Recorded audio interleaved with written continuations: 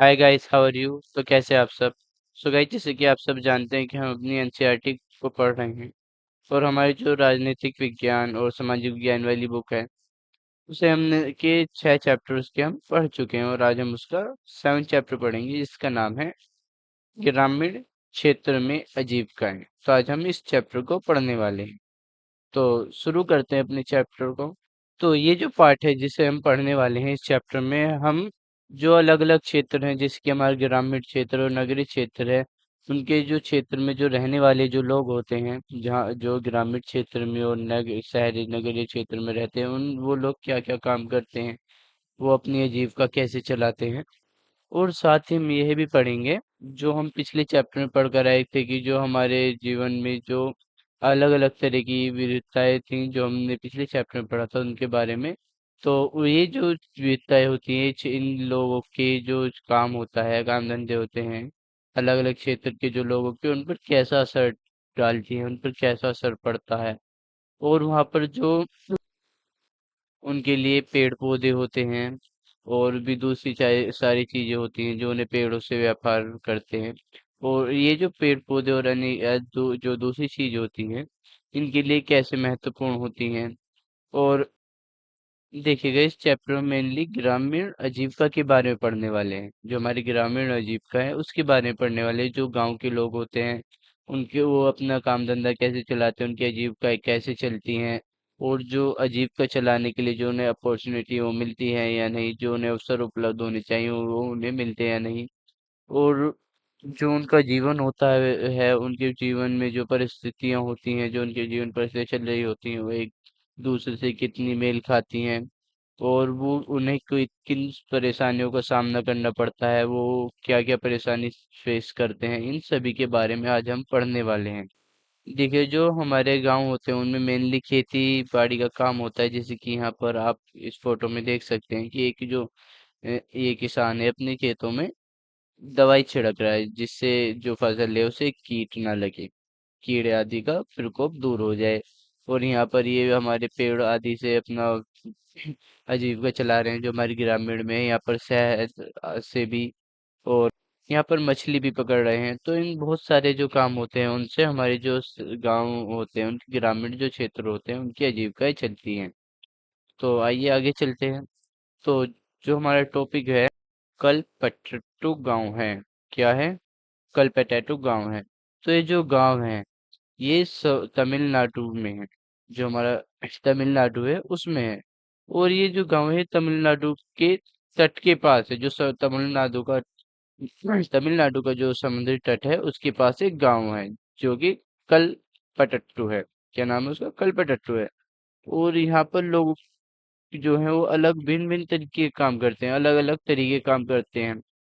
और यहाँ पर यहाँ के जो लोग हैं वो जैसे कि अलग गांव होते हैं उनकी तरह भी यहाँ पर जो लोग हैं वो अब खेती नहीं बहुत सारे काम भी करते हैं जैसे कि टोकरी आदि बुनना और और हमारे घड़े बनाना, मिट्टी आदि के बर्तन बनाना और ईंट बनाना, बैलगाड़ी का काम करना और बहुत सारे जो हमारा कृषि से अलग जो काम होते हैं वो सभी करते हैं जो हमारे कलपतट्टू के जो लोग होते हैं। अब जो हमारे जो गांव है कलपतट्टू इसके बारे में जहाँ पर कौन कौन से काम होते हैं ये जाने। अब हम इसमें जानेंगे कि कौन कौन से लोग रहते हैं और यहाँ पर जो है इसकी स्ट्रक्चर सा कैसा है और यहाँ पर बाजार आदि कैसे लगते हैं। देखिए जो हमारा कलपतट्टू गांव है इसमें कुछ लोग नर्स हैं और शिक्षक, धोबी, बुनकर भी हैं और हमारे नाई भी है, सॉरी साइकिल ठीक करने वाला भी है और सिलाई करने वाला भी है और लोहार भी है और हमारा बढ़ई आदि भी है जो अपने काम में अच्छी तरीके से विशेषज्ञ हैं, जो अपने काम में विशेषज्ञ हैं और वो यहाँ पर अपनी सेवाएं देते हैं। और इसके अलावा जो हमारा कटट्टू गांव है, सॉरी का कलपटट्टू जो हमारा गांव है वहां पर एक गली है जो मुख्य गली है और इस गली को लोग बाजार की तरह देखते हैं। और इस गली में बहुत सारी दुकानें भी हैं जो कि छोटी छोटी दुकानें हैं जैसे कि सब्जी की, चाय की और कपड़ों की दुकान है और हमारे बार्बर मतलब नाई की दुकान है और लोहार की भी दुकान है। और जो दुकान उसमें 2 दुकानें बीज और खाद की हैं और जो 4 दुकानें हैं वो चाय की हैं और जहाँ पर टिफिन भी मिलता है। जो 2 दुकानें हैं यहाँ पर खाद की, इससे पता चलता है जो हमारा कल्पतट्टू गाँव है उसमें जो खेती जो होती है वो अच्छी तरीके से होती है।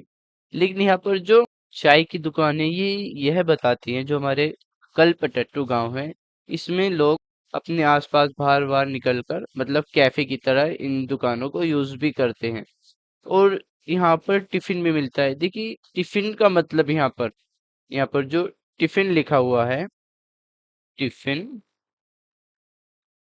पे यहाँ पर जो टिफिन लिखा हुआ है, टिफिन का मतलब है कि जो खाने पीने की हल्की फुल्की सी चीज हो, खाने पीने की जो हल्की फुल्की सी चीज होती है जैसे कि हमारे इडली हो गए और हमारा डोसा और उपमा हो गया। जैसे कि हम सुबह सुबह जैसे नाश्ता करते हैं सुबह सुबह, इसी तरह से जो इडली व डोसा उपमा जो होता है और शाम के रास्ते में वड़ा और बोंडा व मैसूर पाक जो हम शाम के नाश्ते में वड़ा बोंडा व मैसूर पाक जो इत्यादि, और हम यहाँ पर इसी तरह के जो हल्के फुल्के जो हम शाम के नाश्ते में सुबह के नाश्ते में जो खाना लेते हैं वो इन दुकानों पर मिलता है। जो कि यहाँ पर 4 जो है वो चाय की दुकान है जो इन दुकानों पर ये खाना मिलता है।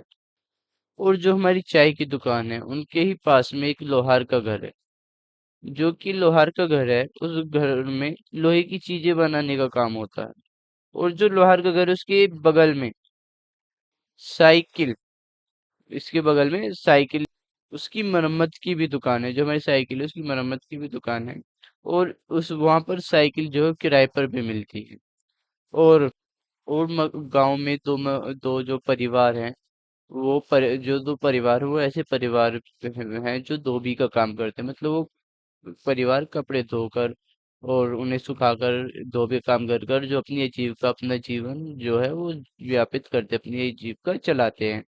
और इसके अलावा इस गांव के थोड़े से लोग जो इस गांव के जो पास का शहर है उसमें जाकर मकान और जो लोरी चलाने का है मतलब मकान बनाने का और लोरी चलाने का काम करते हैं। तो यहाँ पर जो है हमने देखा कि गांव में विभिन्न विभिन्न प्रकार के लोग रहते हैं और अपनी तरह तरह के जीविका से अपना जीवन चलाते हैं। जो कुछ लोग हैं वो चार जो है चाय की दुकान जो लोग चलाते हैं वो थोड़ा टिफिन भी रखते हैं मतलब हल्का फुल्का खाने का सामान भी रखते हैं जिनसे उनकी आजीविका चल जाती है। और वहाँ पर जो लोग हैं वो हल्का फुल्का खाते भी हैं। जो कि जैसे कि हम शहर में कैफे यूज करते हैं इसी तरह गांव में जो हमारा कलपतट्टू गांव है इसमें इन चारों दुकानों को एज अ कैफे यूज किया जाता है। और यहाँ पर जो कृषि को जो हमारी कृषि है इसे ये मेन है। इसलिए जो कृषि के लिए दो यहाँ पर एक दुकान बीज की और खाद की मतलब 2 दुकान बीज और खाद की भी है। और यहाँ पर जो हमारा गांव है जो हमारा ये कलपतट्टू गांव है इसमें एक मुख्य गली भी है जो बाजार को भी बाजार की तरह देखी जाती है। और इसके अलावा साइकिल मरम्मत की भी दुकानें हैं और यहाँ पर धोबी भी हैं जो कपड़े धोते हैं। और इसके अलावा कुछ लोग ऐसे भी हैं जो बाहर जाकर मकान बनाने का और भी बहुत सारे काम करने लग गए हैं।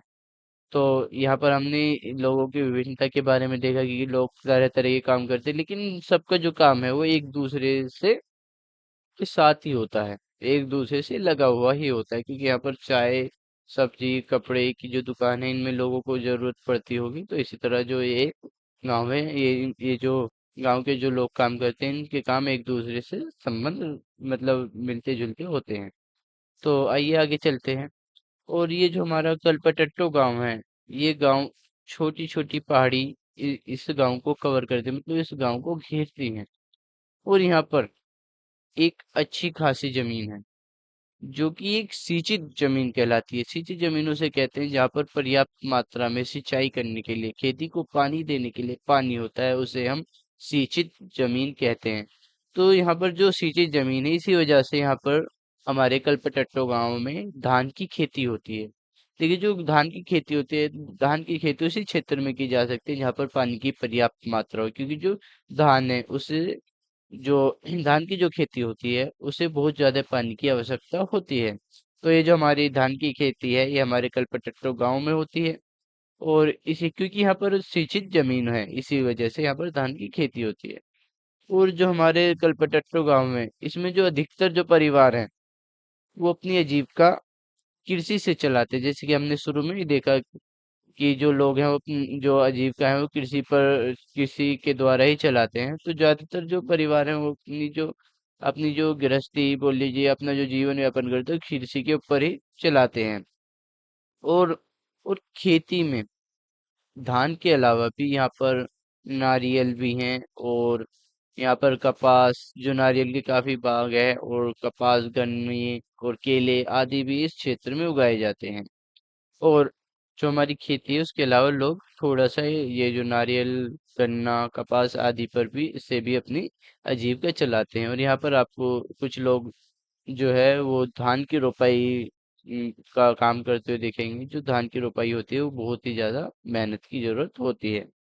और इसमें हम आगे जो है, जो हम कल पटट्टू गांव के जो लोगों से मिलेंगे और उनके जो आजीविका है उनके बारे में भी जानेंगे। तो आइए आगे चलते हैं। तो हमारा जो नेक्स्ट टॉपिक है वो तुलसी है। तो पढ़ते हैं अपने चैप्टर को। सो गाइस, यहाँ पर हम एक तुलसी नाम की महिला है उसकी आजीविका के बारे में पढ़ेंगे। देखिए, जो तुलसी नाम की महिला है वो रामलिंगम नाम के व्यक्ति की जमीन पर काम करती थी, जो कि एक जमीन का मालिक। और जो रामलिंगम था उसके परिवार के पास कलपट्टू में, जो कलपट्टू है उसमें 20 एकड़ जमीन थी। 20 एकड़ जमीन थी। और वो बताती है कि वो शादी से पहले भी जब वो अपने मायके में थी तो वो धान की जो खेती थी उसमें काम करती थी। उसमें ही वह मजदूरी किया करती थी। और वो सुबह 8:30 बजे से शाम के 4:30 बजे तक काम करती है। और उसके काम की निगरानी जो रामलिंगम की जो पत्नी है करुथम्मा, वो करती है। और वो बताती है कि कुछ ही ऐसे मौके आते हैं जिसमें जब उसे नियमित रूप से मजदूरी मिलती है। जो उनका मालिक है रामलिंगम, उन्हें नियमित रूप से मजदूरी देता है कि साल में ही ऐसे कुछ मौके आते हैं। और वो बताती है कि उस मौकों में से एक धान की रोपाई है। जब वो धान की रोपाई करते हैं तो उनमें से एक मौका यह भी है।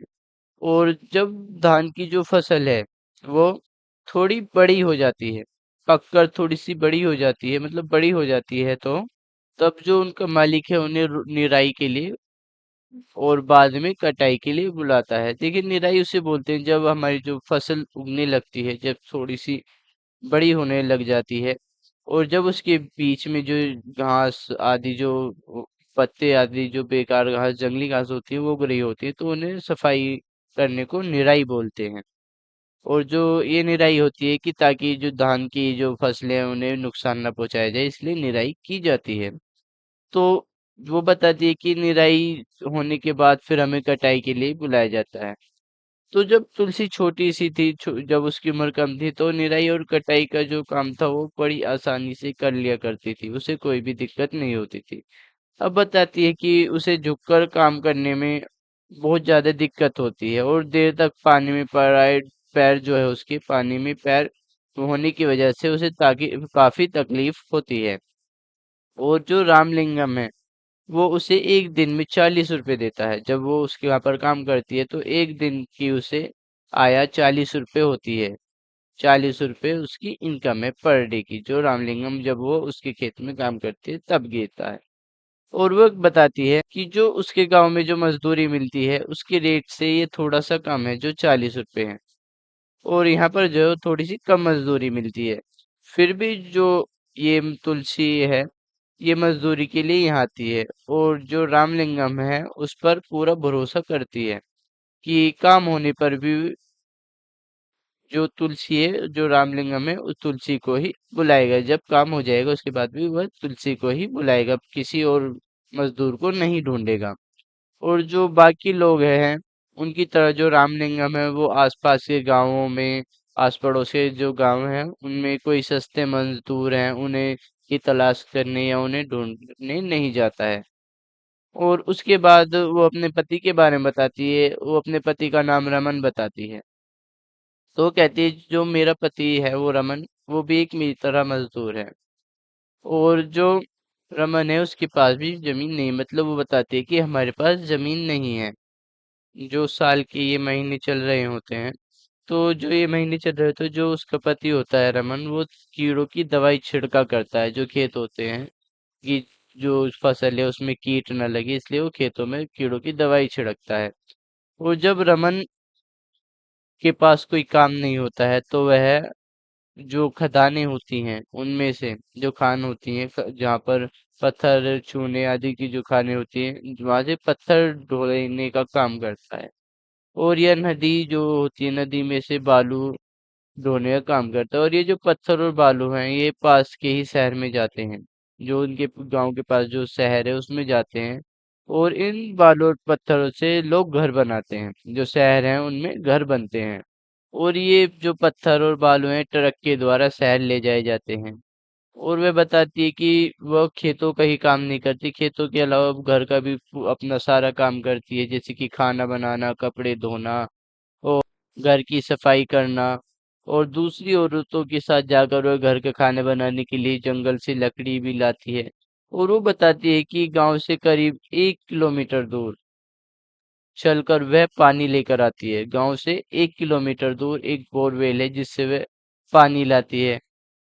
और जो उसका पति है रमन, वो घर का सामान लाने में, जैसे साग सब्जी आदि जो घर का सामान होता है उसे खरीदने में उसकी मदद करता है। तो ये जो हमारा कलपटट्टू गांव है, इस गांव में बहुत सारी आजीविका है, जैसे कि लोग ट्रक आदि भी चला सकते हैं। जो ट्रक होते हैं, कि जो हम जो बालू और जो खदानों से पत्थर टूटते हैं, तोड़े जाते हैं, खोया खोदे जाते हैं, उन्हें जो ढोकर शहर में ले जाया जाता है। और जो मजदूर होते हैं वो खेतों में दवाई छिड़कने का भी काम करते हैं। और यहाँ पर जो मेन काम है वो हमारा धान का काम है। जो हमारे कलपटट्टू गांव में जो मेन काम होता है वो धान की रोपाई का काम होता है।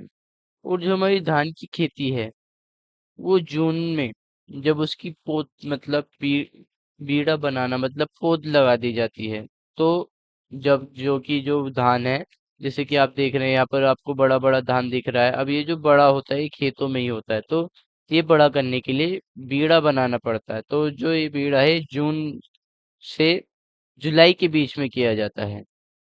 जो जुलाई है उसके बीच में ये किया जाता है, और जुलाई में फिर इनकी रोपाई की जाती है।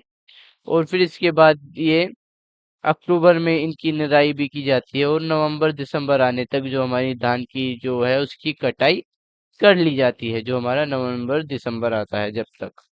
तो इससे हमें पता चलता है, इन महीनों से हमें पता चलता है जो तुलसी है उसे काम के कितने मौके मिलते होंगे। ये जो हमारी तुलसी से काम के लिए लगभग 4 ही मौके मिलते होंगे। एक तो पेड़ बनाने, रोपाई, निराई और कटाई में, मतलब उसे लगभग जून से दिसंबर के बीच में काम जरूर मिल जाता है, और लगभग 4 महीने तक उसके पास काम होता है। तो आइए आगे चलते हैं। अब जो हमारी तुलसी बताती है कि उसकी 2 बेटियां हैं जिन्हें पाकर वो बहुत खुश है। और जो उसकी दोनों बेटियां वो स्कूल में पढ़ती हैं। और पिछले जो साल था उसमें उसकी एक बेटी बीमार पड़ गई थी। और तो जब वो बीमार पड़ गई थी तो उसे शहर के अस्पताल में ले जाना पड़ा।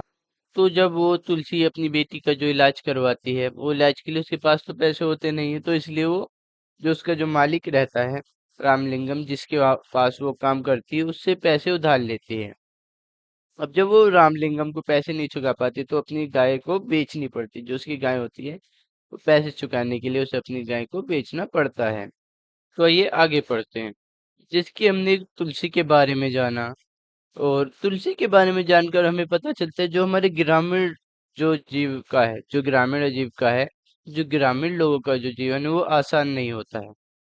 जो ग्रामीण लोग होते हैं उनका जो जो जीवन होता है उसमें जो ये दैनिक काम करते हैं, इनमें दैनिक काम में इनका बहुत सारा जो समय है वो पानी लाने और लकड़ियां लाने या जानवरों को चराने में बीत जाता है।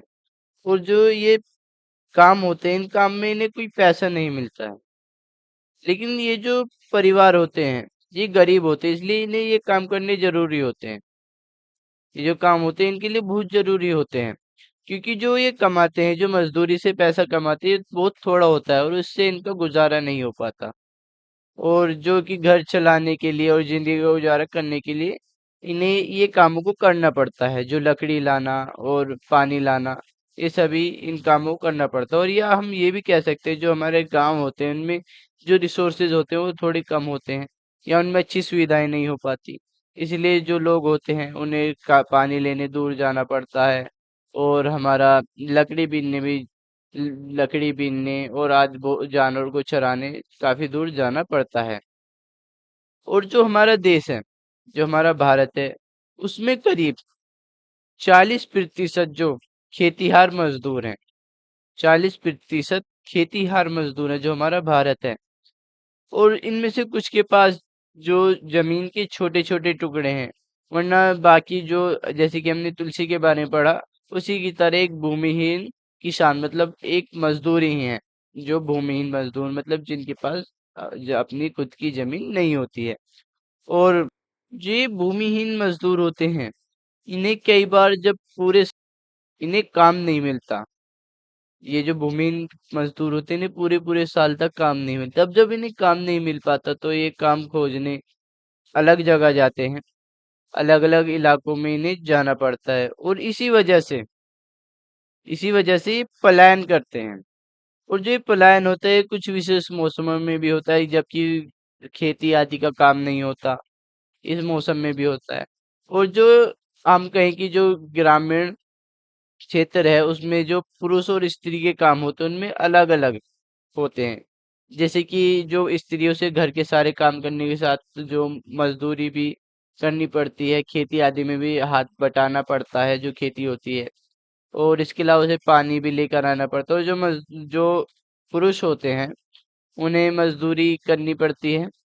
और उन्हें जो अलग जब उनके पास काम नहीं होता तो उन्हें जो कैड़े काम होते हैं वो भी करने पड़ते हैं, जैसे कि पत्थरों को ढोना और नदियों से बालू जो होता है, बलुआ रेत निकालना। और ये बहुत सारे जो काम होते हैं पुरुषों को करने पड़ते हैं। इसके अलावा जो पुरुष होते हैं वो जो हमारा घर का जो सामान होता है किराने का वो भी लेकर आना पड़ता है। और जो हमारी स्त्री जो महिलाएं होती हैं गांव की, उन्हें भी बहुत सारे काम करने पड़ते हैं।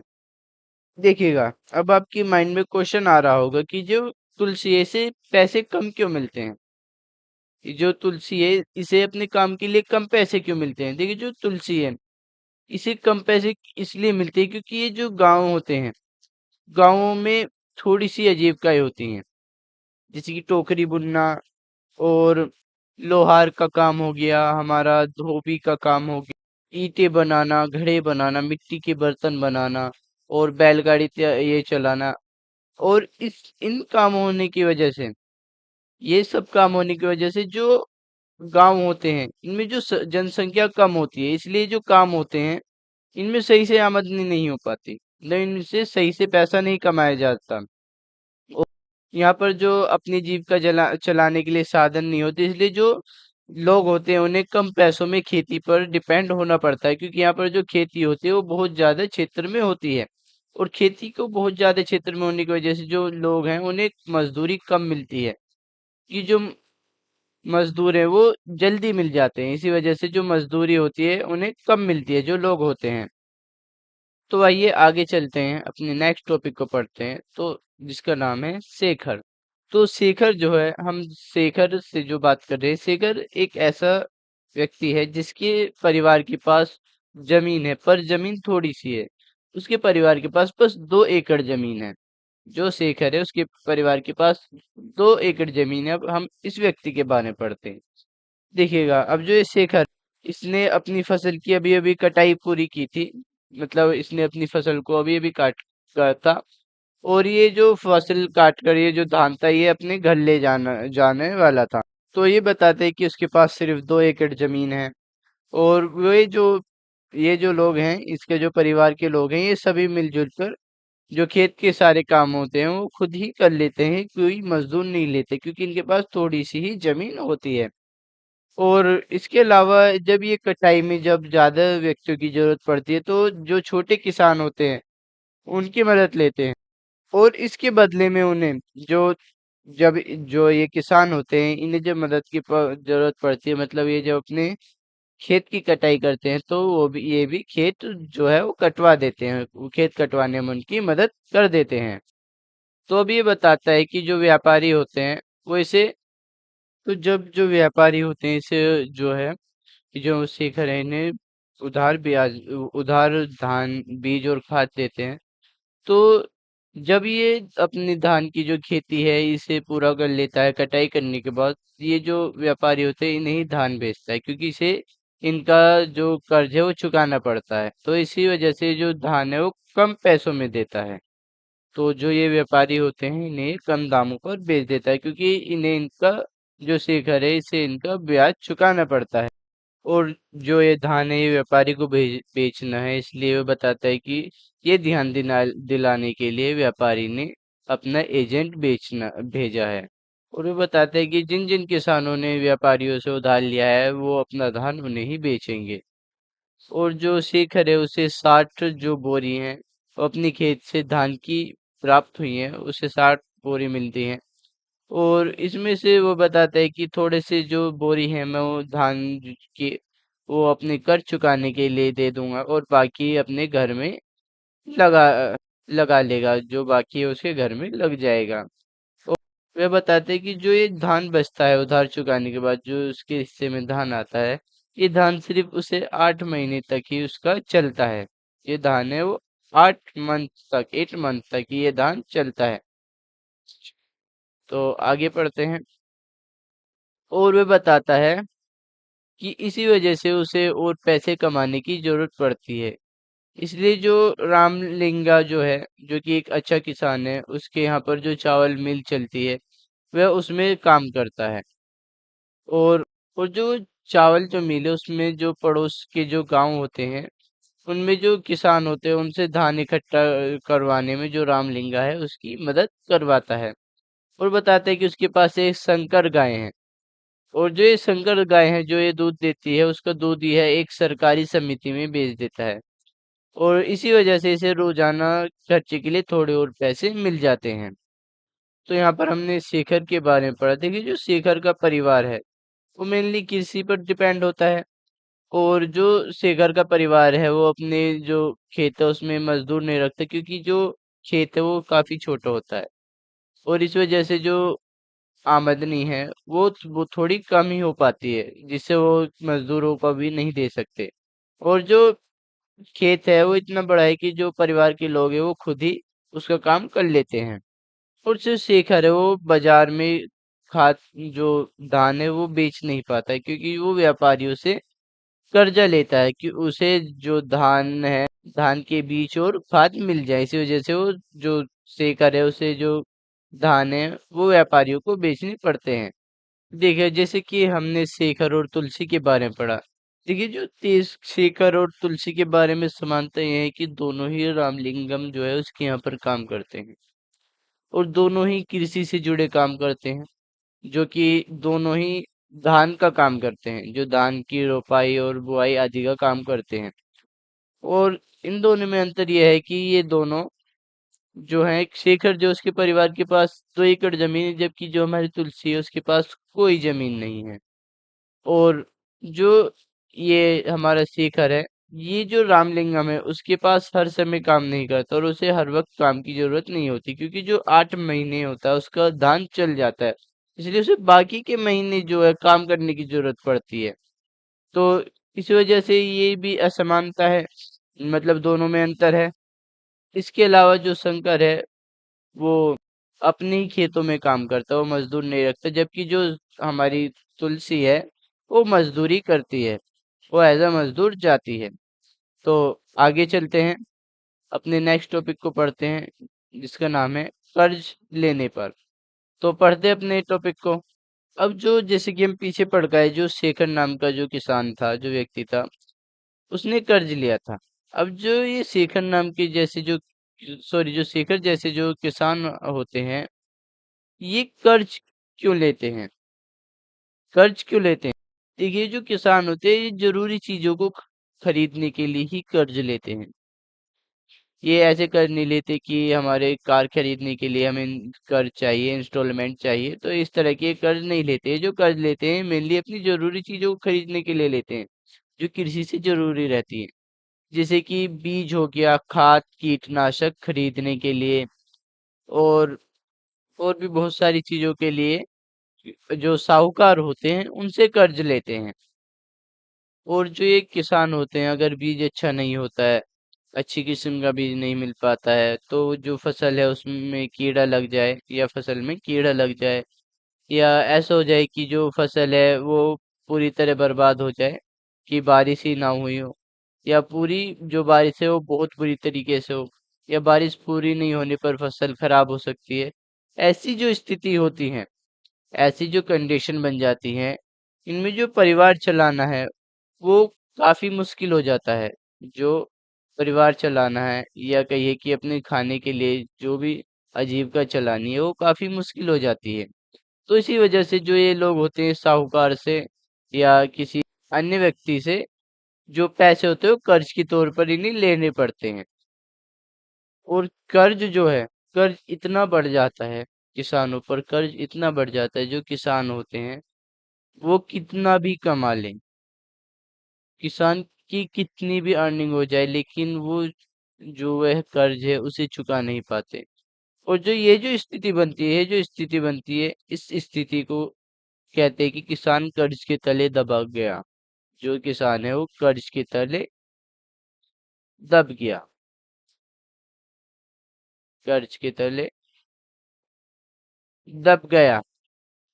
और ये जो किसान जब कर्ज के तले जब दब जाते हैं, तो ये विपदाओं के कारण होता है। जैसे कि मैंने बताया कि फसल खराब हो जाती है, या बारिश बहुत ही ज्यादा हो जाती है, जिससे पूरी फसल जो है वो नष्ट हो जाती है, या बारिश होती ही नहीं है, या पूरी बारिश नहीं होने पर भी फसल खराब हो जाती है, कीड़े लग जाते हैं फसल में, या जो बीज है वो अच्छी किस्म का नहीं होता, इसलिए जो पैदावार है वो बहुत ही कम होती है। तो इसी वजह से जो किसान होते हैं वो विपदा का कारण, उन जो होता है, जो किसान होता है वो विपदा का कारण ही बनता है उनके कर्ज के पीछे। और ऐसे कई इलाकों में जो हम किसानों कर्ज के तले दब गए थे, तो कई किसानों ने कर्ज के बोझ में दबकर आत्महत्या भी कर ली थी। जो कई किसान थे उन्होंने आत्महत्या भी कर ली थी। तो आइए हम जो रामलिंगम है और करुथम्मा है, जो उसकी पत्नी, उसके बारे में जानते हैं। देखिए, जो रामलिंगम है उसके पास, जैसे हमने पढ़ा कि 20 एकड़ जमीन है, जो कि काफी अच्छी जमीन है। ये जो रामलिंगम है, इस जमीन के होने के बावजूद भी उसके पास एक चावल मिल है, एक चावल मिल भी है उसके पास। और मिल के अलावा भी उसके पास बीज की व कीटनाशक बेचने की, खाद बेचने की भी एक दुकान है। और जो उन्हें चावल की मिल है, उसमें उसे चलाने के लिए, चावल मिल बनाने के लिए उनके पास थोड़े ही पैसे थे। जो मनी थी वो कुछ ही थी, जो मनी थी वो थोड़ी सी थी। लेकिन जो बाकी जो पैसा था, उन्होंने जो सरकारी बैंक है उससे कर्ज लिया था, जो थोड़ा सरकारी बैंक से उन्होंने कर्ज लिया था। और वो जो धान खरीदते थे, वो जो कलपटट्टू के जो आसपास के गांव से ही, जो गांव है कलपटट्टू के जो आसपास की जो पड़ोसी गांव थे, उनसे ही वो धान खरीदा करते थे।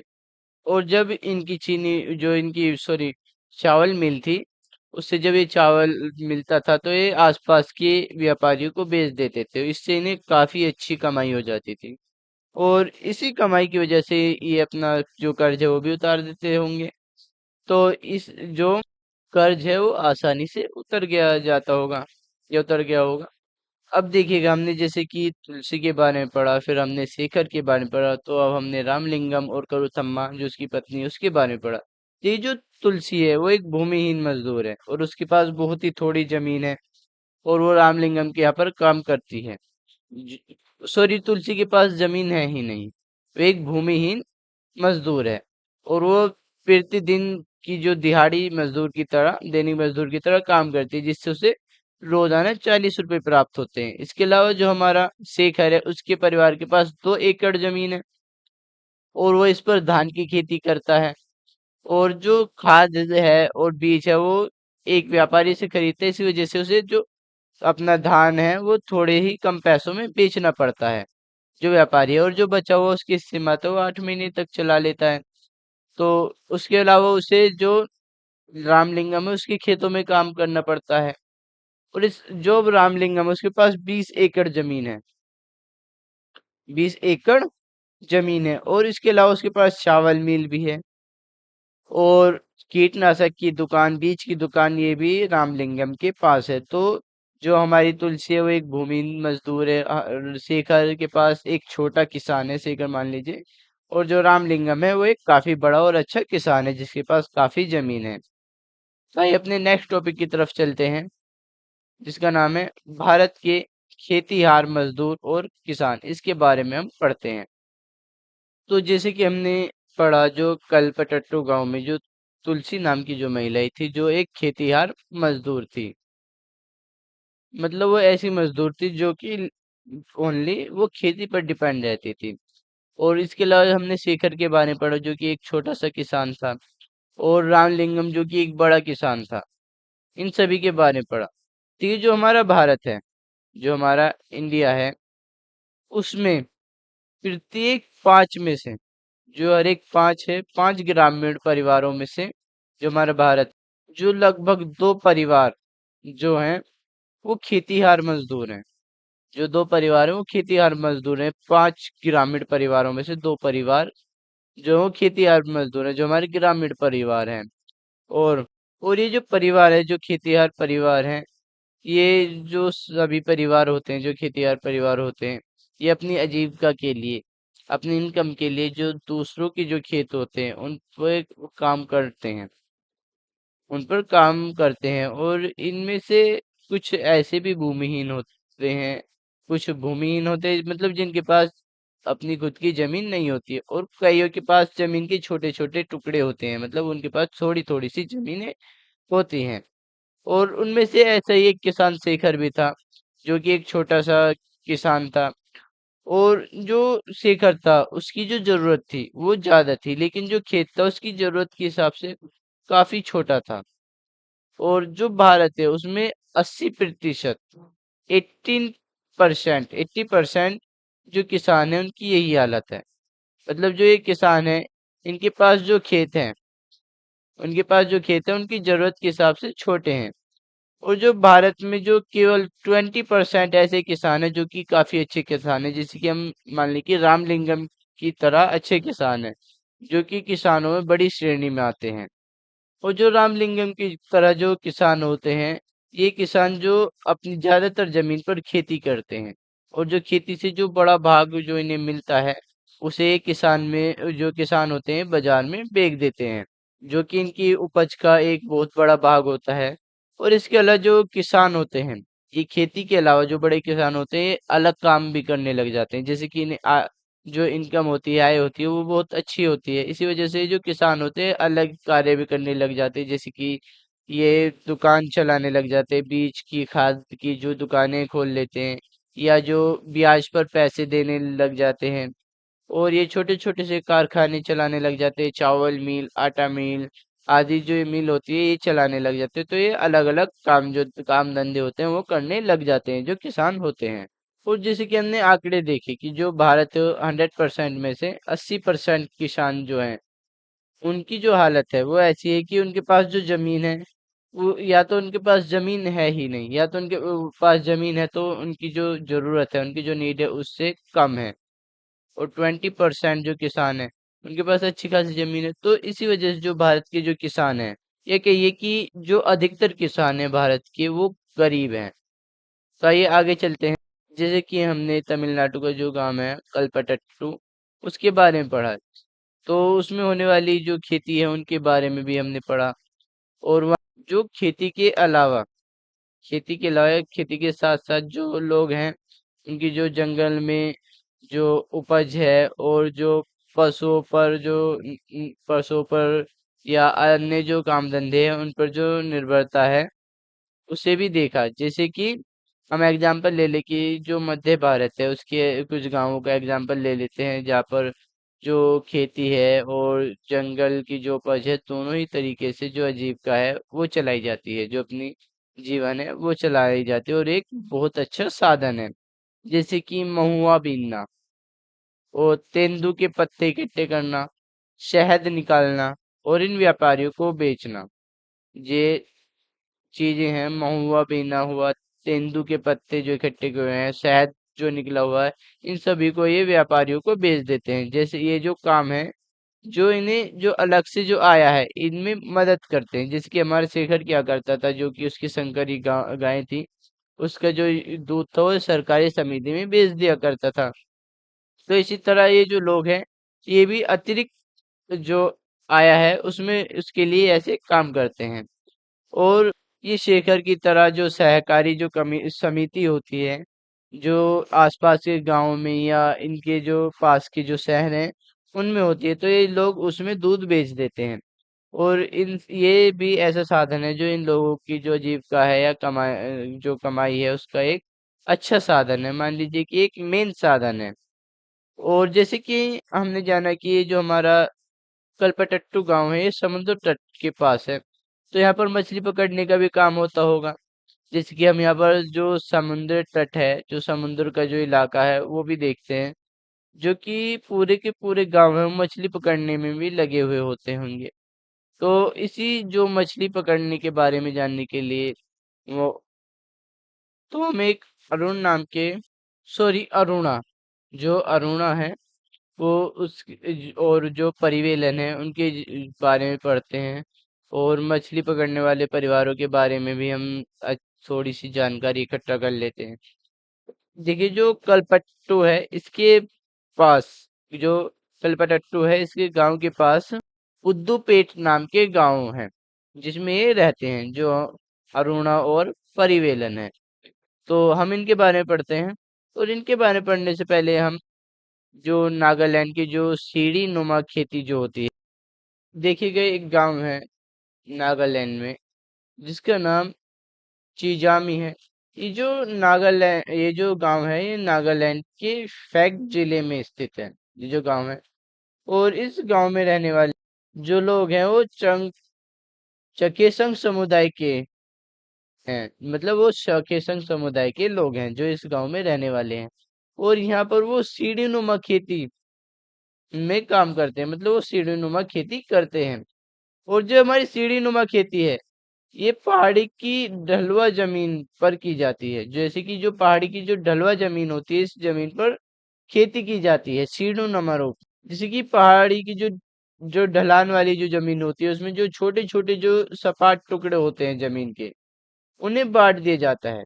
जो ढलुआ जो जमीन होती है उसे सपाट टुकड़ों में छोटे छोटे में बांट दिया जाता है, या आप कहिए कि स्टेप वाइज सीढ़ियों में बांट दिया जाता है। करते हैं जो ये छोटी छोटी जो भूमि को सपाट उसमें बांटकर खेतनुमा सीढ़ी जो खेती है इस सीढ़ी नुमा खेती की जाती है। जैसे कि आप ये देख रहे हैं, जैसे आप इस फोटो में देखेंगे जो पहाड़ी ढलाव है और इसे छोटी छोटी सीढ़ी नुमा उसमें बांट लिया गया है। जो छोटी छोटी सपाट भूमि उसमें बांट लिया गया है, इसे ही हम स्टेप फार्मिंग भी कहते हैं। और जो हर एक जो सपाट जो टुकड़ा होता है उसके जो किनारे होते हैं उन्हें उठा दिया जाता है। जो किनारे होते हैं इन्हें उठा दिया जाता है, इन्हें इसलिए उठा दिया जिससे इनमें पानी जो है वो भरा रहे, पानी बाहर ना निकले, इसी वजह से इन्हें उठा दिया जाता है। और यहाँ पर चावल की खेती वो की जाती है, जो चावल की खेती यहाँ पर की जाती है। और चावल की खेती यहाँ पर बहुत ही अच्छा स्थान है, जो चावल की खेती करने के लिए यहाँ पर सबसे अच्छी है। और जो इस समुदाय के जो लोग हैं, जो छिजामी गांव के जो लोग हैं, जो कि चखे चखेशंग समुदाय के जो लोग हैं, ये लोगों के पास अपने अपने खेत होते हैं, लेकिन ये खुद ही अपने खेत में काम नहीं करते। ये लोग इकट्ठे होकर एक दूसरे के खेत में काम करते हैं, एक दूसरे की मदद भी करते हैं। और ये जो छः छः आठ लोग जो हैं वो एक समूह बना लेते हैं। और ये सभी इकट्ठे होकर समूह बनाकर जो पहाड़ी है, पहाड़ी के एक हिस्से पर जो घास है, जो पत्ते आदि जो होते हैं उन्हें ये हटा देते हैं। और जब ये दिन का काम खत्म कर देते हैं तो सारा समूह जो है इकट्ठा बैठकर खाना खाता है। और कई दिन तक ऐसा चलता है जब तक ये अपना जो काम है वो खत्म नहीं कर देते, जब तक ये अपनी जो खेती के लिए जो जमीन है उसे सही नहीं कर लेते। तो आइए आगे चलते हैं। तो जो हमारी अरुणा और परिवेलन है, देखिए जो अरुणा है उसका पति परिवेलन, ये दोनों जो है हस्बैंड और वाइफ है। तो ये कलपट्टू के जो पास जो गांव है पुदुपेट, ये जो है ये कलपट्टू से ज्यादा ही दूर नहीं है, ये काफी पास है। और यहाँ पर जो लोग हैं, यह लोग जो हैं ये मछली पकड़कर अपनी जो गृहस्थी, अपना जो जीवन है वो चलाते हैं, अपनी आजीविका चलाते हैं। और इनके जो घर होते हैं ये समुद्र के पास ही अपने घर बनाते हैं। और वहां पर जो है, जो समुद्र के किनारे यहाँ पर जो चारों तरफ जाल और जो कैटामैन जो होता है, सॉरी कैटामैरिन जो होता है, ये मछुआरे की खास तरह की एक छोटी नाव होती है। जो मछुआरे होते हैं उनकी एक खास तरह की एक छोटी सी नाव होती है, उसे हम कैटा कैटम मैरिन कैटम रेन बोलते हैं। क्या बोलते हैं? कैटम रेन उसे हम बोलते हैं। तो इनके घर के सामने जो चारों तरफ जाल और जो कैटमरेन है, जो मछुआरे की एक नाव होती है, उसकी पंक्तियां दिखाई देती हैं। और जो सुबह जब ये बताते हैं कि सुबह जब 7 बज जाते हैं तो यहाँ पर जो समुद्र तट होता है, यहाँ पर बहुत ज्यादा भीड़ भाड़ और बहुत ही ज्यादा गहमा गहमी सी रहती है। और इसी वक्त जो कैटामैरिन है वो मछली पकड़कर लौट कर आते हैं। ये समय होता है जब कैटामैरिन मछली पकड़कर लौट कर आते हैं। तो जब ये सारे जो कैटामरेन है जब ये मछली पकड़ कर आते हैं, तो मछली को बेचने खरीदने के लिए औरतें जो हैं वो इकट्ठी हो जाती हैं। जो कि बहुत सारी संख्या में जो औरतें हैं वो आ जाती हैं या इकट्ठी हो जाती हैं। और ये जो अरुणा है ये बताती है कि जो मेरे पति हैं पारिवेलन जो है, और जो मेरा भाई है और जो जीजा हैं, वो जो थे वो बहुत देरी से आए थे। आज वो बहुत देर से आए थे और वो बहुत ज्यादा परेशान हो जाती है। और वो बताती है जो उनका ये जो कैटामैरिन है इसमें ये एक साथ इकट्ठे होकर ही समुद्र में जाते हैं। और वह बताती है कि जब वो लौटे तो उन्होंने बताया कि वो आज तूफान में फंस गए थे। और जो आज वो मछली पकड़ते हैं, जो मछली पकड़ कर लाते हैं, उस वो बताती है कि उनमें से मैंने परिवार के लिए कुछ जो मछलियां वो एक तरफ उठाकर रख दी और बाकी मैंने जो है वो बेच दी। और जो इसे बेचने से जो पैसे मिले, जो आया हुई, उसके वे 4 हिस्से कर देती है। और उनमें से जो 3 हिस्से हैं वो 3 लोगों में बांट दिए जाते हैं। किन किन लोगों में बंटते हैं वो बताती है कि जो मछली पकड़ने जाते हैं उन लोगों में बंटते हैं।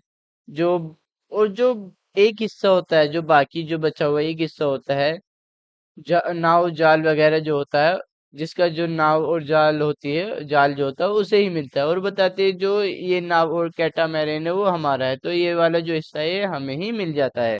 और जो हमारे कैटामैरिन का जो इंजन है वो हमारा ही है, तो ये वाला जो हिस्सा है वो उसे ही मिल जाता है। और बताती है कि जो बैंक है उससे उसने ये जो इंजन है वो खरीदा है, उस बैंक से उधार लेकर एक इंजन खरीदा है, क्योंकि इस इंजन की मदद से वो लोग समुद्र में काफी आगे तक जा सकते हैं। और इसी वजह से वो ज्यादा से ज्यादा मछली भी पकड़ सकते हैं।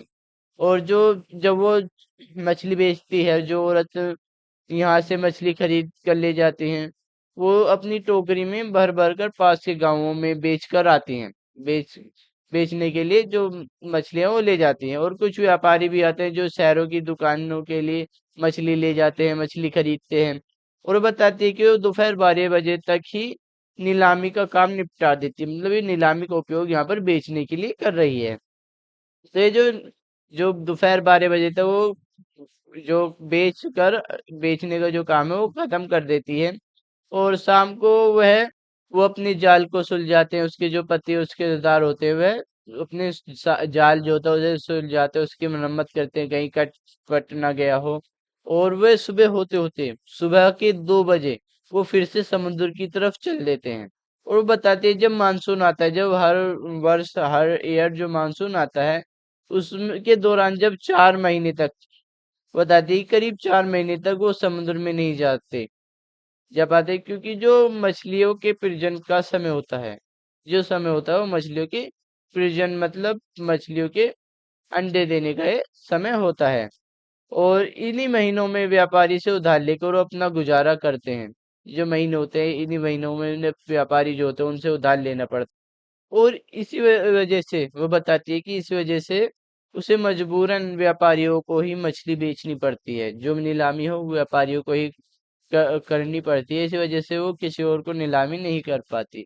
और वो बताती है कि वो जो खाली महीने होते हैं वो काटना उसे सबसे मुश्किल होता है। और वो बताते हैं कि जो पिछले साल सुनामी आई थी, उसके कारण उसे बहुत ही बड़ा नुकसान सहना पड़ा था, मतलब उसे बहुत बड़ा नुकसान उठाना पड़ा।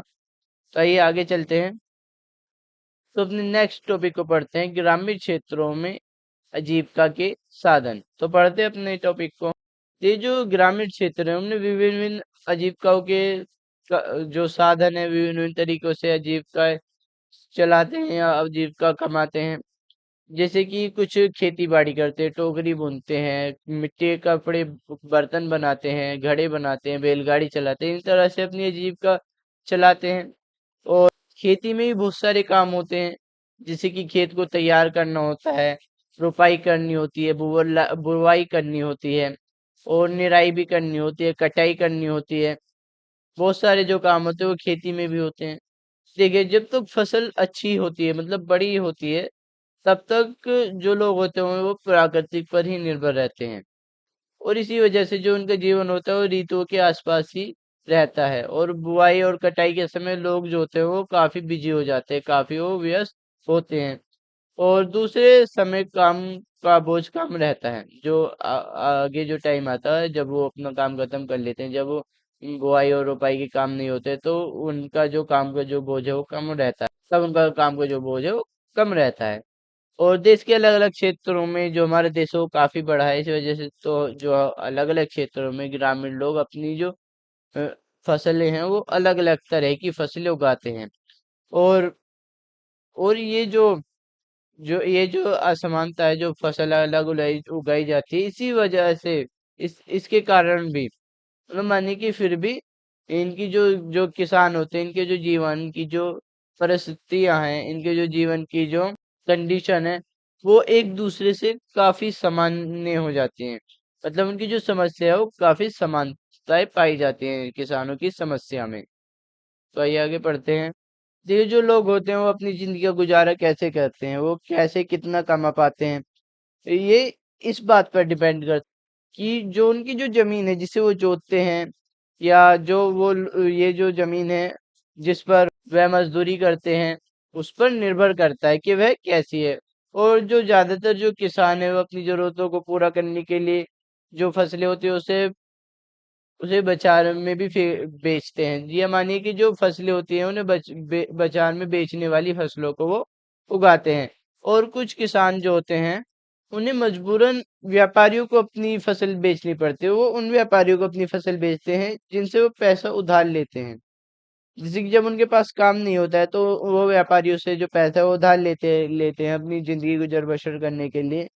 इसी जो अपनी परिवार की खातिर जो उधार ले लेते हैं, तो फिर जब जब ये वापस लौटाते हैं तो ये अपनी जो फसलें हैं उन व्यापारियों को उन्हें बेचनी पड़ती है।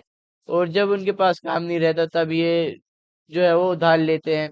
और ग्रामीण क्षेत्र कुछ परिवारों के पास बहुत अच्छी खासी जमीन है, मतलब उनके पास बहुत ही ज्यादा जमीन है, और व्यापार भी है, अपना उनका बिजनेस है, उनके पास बहुत सारे काम हैं जो कि अच्छे खासे चल रहे हैं। और मछली पकड़ने वाले परिवार और गांव में हस्तशिल्प का काम करने वाले लोगों को पूरे साल रोजगार नहीं मिलता पाता। जो खेतीहार मजदूर होते हैं उन्हें भी जो पूरा ईयर है पूरे ईयर काम नहीं मिल पाता है। सो गाइस, यहाँ पर जो हमारा चैप्टर कंप्लीट होता है, तो चैप्टर को एक बार हम थोड़ा सा रिवाइज कर लेते हैं। देखिए, जो हमने जो चैप्टर पढ़ा था, इसमें हमने बहुत सारे व्यक्तियों को के बारे में जाना, जैसे कि हमने ज्यादातर खेतिहार मजदूर के बारे में जाना, लेकिन इसके अलावा जो हमारे जो गांव है उनमें बहुत सारे लोग हैं, जैसे खाद की भी दुकान है, और चार चाय की दुकान है, दो खाद की बीज की, और बढ़ाई की, साइकिल की मरम्मत की, और यहाँ पर है नाई की भी दुकान है। और इसके अलावा यहाँ पर टोकरी बुनने का, घड़े बनाने का, मिट्टी के बर्तन बनाने का, बैलगाड़ी चलाने का, या जो यहाँ पर जो खदान है उसमें से पत्थर को ढोने, और जो वहाँ पर जो लोरी चलाते हैं उसका भी काम यहाँ पर होता है, या बलुआ जो बालू रेत जो होता है उसे भी ढोने का यहाँ पर काम जो होता है। और हम अब यहाँ पर जो है जो सरकारी नौकरियां इनके बारे में जानेंगे। देखिए, जो ग्रामीण होते हैं ग्रामीणों को अनेक सरकारी नौकरियां भी उपलब्ध होती हैं, जैसे कि सरकार गांव में बैंक बनाती है या डाकघर, स्कूल, अस्पताल जो है ये सभी चलाती है। और इन संस्थाओं में जो गांव के जो शिक्षित व्यक्ति होते हैं, जो गांव के शिक्षित ग्रामवासियों को नौकरी पर रख लिया जाता है, जैसे कि कोई गांव में बैंक बन रहा है और अस्पताल, डाकघर, ये स्कूल, ये सब बन रहा है, तो जो गांव के जो ग्रामवासी हैं उन्हें नौकरी पर रख लिया जाता है। अगर वो इस काम में शिक्षित नहीं है, मतलब वो इस काम से मान लीजिए कि परिचित नहीं है, ये काम वो कर नहीं सकते, मतलब वो शिक्षित है, तो उन्हें प्रशिक्षित भी किया जाता है।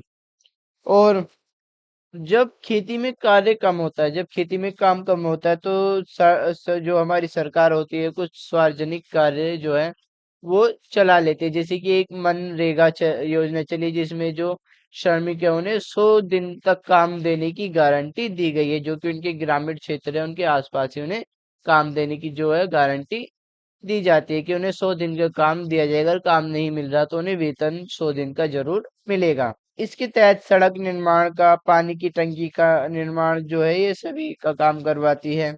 और जब इन कामों के लिए मजदूरों का चयन होता है, तो इन कामों के लिए मजदूरों का चयन जो सबसे गरीब परिवार होते हैं उनमें ही सबसे पहले लिया जाता है, उनमें ही सबसे पहले चयन किया जाता है। और जो गरीब परिवार हैं, उन गरीब परिवारों की जो सूची है वो किसकी मदद से की जाती है? जो ये सभी जो गरीब और अमीर परिवार का जो लेखा जोखा का होता है, वो हमारे गांव में कहाँ पर होता है? वो हमारे गांव में ग्राम सभा के पास होता है। ग्राम सभा ग्राम सभा के पास होता है, जो कि हम पिछली वीडियो में पढ़कर आए। अगर आपने वो वीडियो नहीं देखी तो आप जाकर उसे देख सकते हैं। तो जो ग्राम सभा के पास ये सब लेखा जोखा होता है। देखिए, हम पढ़ेंगे जो गांव में जो कार्य करने वाली जो शहरी लोग हैं उनके बारे में पढ़ेंगे। तो ये जो गांव में जो कार्यरत जो हर एक व्यक्ति होता है वो उसके गांव का निवासी नहीं हो सकता। कुछ लोग जो सरकारी कर्मचारी होते हैं, या कहिए कि स्वयंसेवी, मान लीजिए कि एनजीओ, स्वयंसेवी एनजीओ, स्वयं सेवी, जो सरकारी कर्मचारी रहते हैं या स्वयंसेवी रहते हैं, जो सरकारी कर्मचारी जो रहते हैं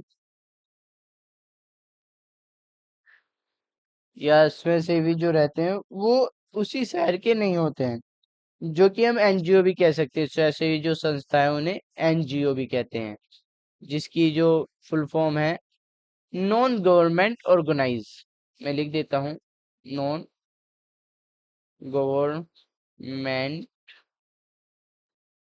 ऑर्गेनाइजेशन। नॉन गवर्नमेंट जो ऑर्गेनाइजेशन होता है, जो इसमें जो व्यक्ति होते हैं, ये गांव के नहीं होते, वो गांव में जाकर कार्य करते हैं, और वो अपने उत्पादनों की बिक्री के लिए अन्य कंपनियों के विक्रेता और प्रतिनिधि भी गांव में जाते हैं। तो हम ग्रामीण महिलाओं के बारे में भी थोड़ा सा पढ़ लेते हैं, जैसे कि हमने तुलसी के बारे में पढ़ा था। देखिए, जो ग्रामीण महिलाएं होती हैं उनका जो जीवन होता है वो काफी कठिन होता है, मतलब बहुत ज्यादा कठिन परिश्रम करती हैं।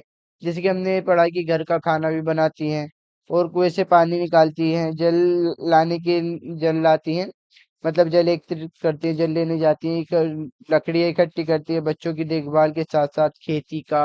और जैसे कि गाय का जो बताती है कि हमारी तुलसी जो बताती है कि उसके पास एक गाय भी थी, तो जब गाय थी वो गाय का भी काम कार्य किया करती होगी, गाय को पालने का, दूध निकालने का जो ये कार्य था, या गाय को घास आदि डालने का जो कार्य था, ये भी क्या करती होगी। और स्थानीय जो बाजार हैं उसमें साग सब्जी लाने का, और बहुत सारे जो कार्य है जो हमारी जो जैसे अंडे मछली बेचने का, ये जैसे कार्य हैं, ये जो ग्रामीण जो महिलाएं होती हैं इन्हें करने पड़ते हैं।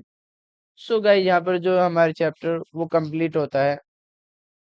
और अगर आपको वीडियो अच्छा लगा है तो आप लाइक जरूर करें, और साथ ही अपने दोस्तों को शेयर करें।